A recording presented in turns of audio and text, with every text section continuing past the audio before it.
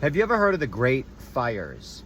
In the 1800s, almost every major city across America and the world burnt down in a massive fire. Now, the stories we get are absolutely ridiculous when you start to dig in. You really get a better understanding of just how fake our history really is. Now, the first thing about all these buildings built in the 1800s is that they were built out of granite, marble, limestone, brick, and other fireproof material. So just the fact that these cities burnt down to the ground is not believable, in my opinion. It seems to me like you would have to deliberately burn and knock down an entire town. It's not going to happen by chance. Now let's take the Great Fire of London in 1666. You can break down so many stories of our past in just the numbers and the details. What you have to do is you have to learn the language that these elitists speak, because if you learn the language, then you can detect the lies. So let's start to decode this whole story, right? We'll start off with the 666 code right in the date. There's your 666 code. Now, if you read the story, this fire started in a bakery on Pudding Lane shortly after midnight on Sunday, the 2nd in September. You got to remember, all these numbers, all these names have meaning. So let's start to break this down. If you go to the gematria calculator and look up the word pudding, the word pudding is a 324. That is the gematria numerical value to the word pudding.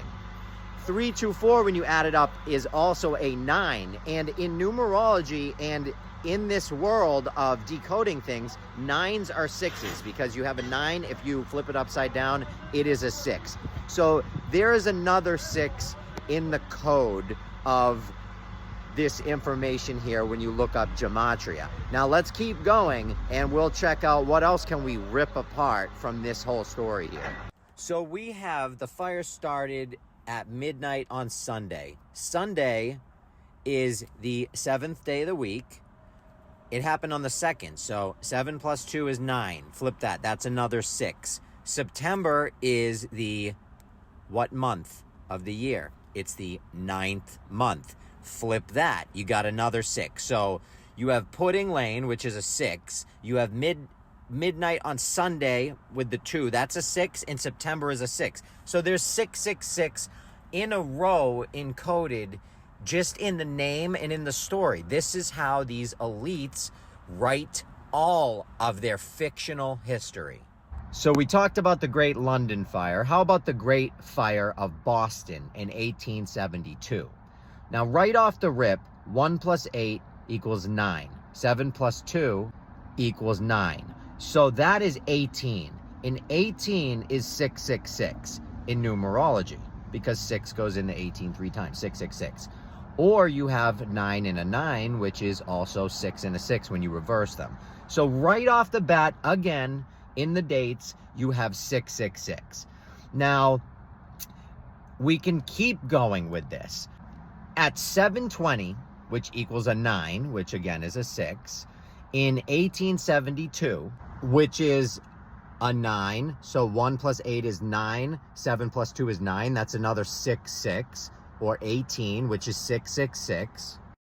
Then we get the address, 83 to 87 Summer Street. 83 is an 11, that's a 2. 87 is a 15, that's a 6.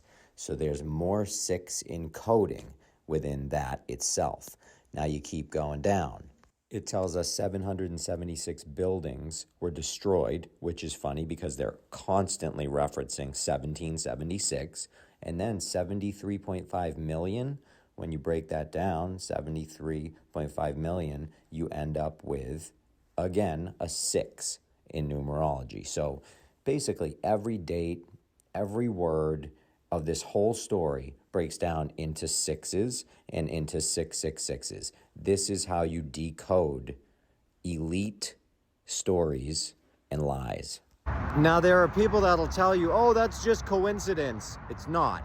The elite encode all of their stories in satanic numerology. They do it so that other elite members will know when something's real or when something's fake. That's their code. When you learn how to decode, you can then start to apply it to everything and understand what's real and what's fake. It's just a fact. I mean, things don't coincidentally add up to 666. Entire storylines where every single thing is a 6 or a 666, it doesn't work like that. That has to be intentionally done. And it can be proven by breaking down all sorts of stories, numbers, names, using different types of numerology. So this is an example. I love you all, and this is for your entertainment.